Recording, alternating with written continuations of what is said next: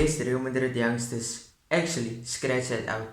Prospects from 2015 straight to 2024. And these are not necessarily teenage players, these can be 20, 22, it just depends on whether they were prospects. 2015 was a year where there weren't many young players, actually there were none. So when we speak about players who were young, Odegaard comes to my mind. Of course there were more, there were players like Esse, Alvaro Medran, and all these good youngsters that did not get opportunities. Odegaard got the most opportunities, and I would say he was the hottest prospect. People were saying he's going to be the next best thing. I would say for 2015, which we did not have much youngsters, he falls into that bracket. 2016, it's a similar story. However, we brought in a lot of good young players, not teenagers, but in their 20s. With 2016, the breakout star, he performed so well that he got a move to PSG. Esse Rodriguez, some of you will remember him, some of you will forget, or probably don't even know about him. Esse, to me, had it all. He had the dribbling, he had the finishing, he had the crossing and the passing, and overall a good forward. He was a left winger, he could play a right wing. This guy had the potential to be one of the best. Unfortunately, he did not stay at Real Madrid, which he should have in my opinion. He was outstanding, and he was a player who we saw was improving. As time went on, kept improving on and on and on.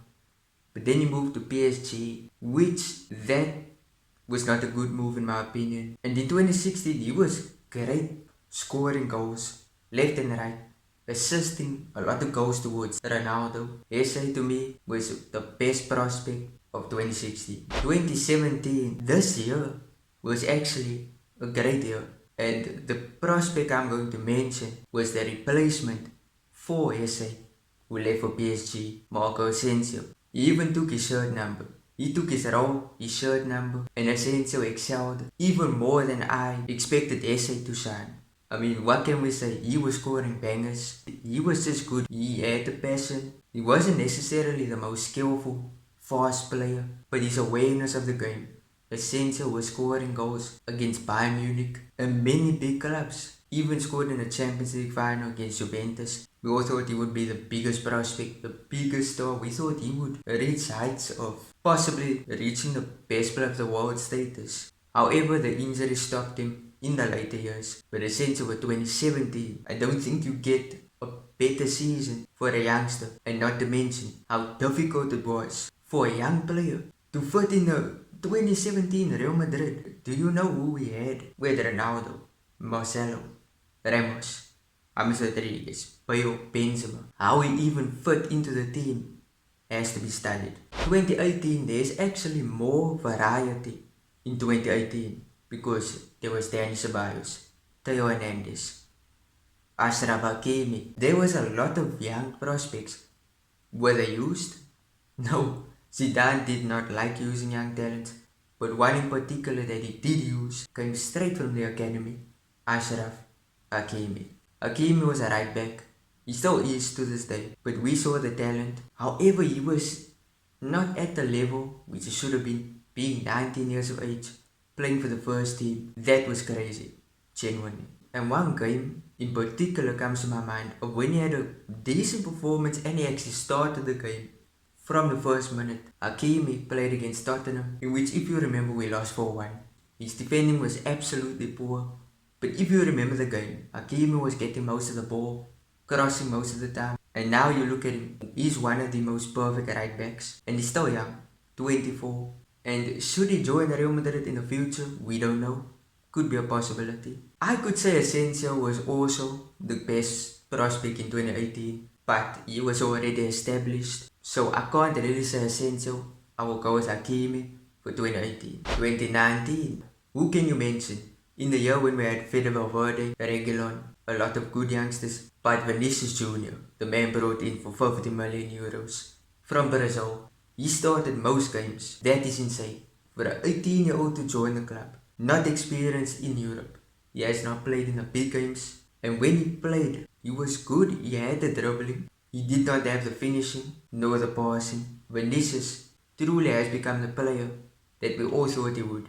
2020, this is his fellow Brazilian, Rodrigo, who also came from Brazil. He came from Santos, We didn't think he would be better than Vinny, and Rodrigo, when he made his debut, scored on his debut. His career took off, scoring a Champions League hat-trick. Rodrigo, to me, shined bright. He shined brighter than any other youngster. Matter of fact, I don't think there were many youngsters being used in 2020. He was the best prospect of 2020. 2021. This is a difficult one because the team stayed the same. Nobody was brought in except for Hugo Duro maybe. But he was a Castilla player. And Castilla is where I'm going to go for when it comes to picking the best prospect. Blanco, I thought he was exceptional. Zidane gave him a lot of chances. However, it fell short for him in the next season, in which Ancelotti wouldn't play him that much.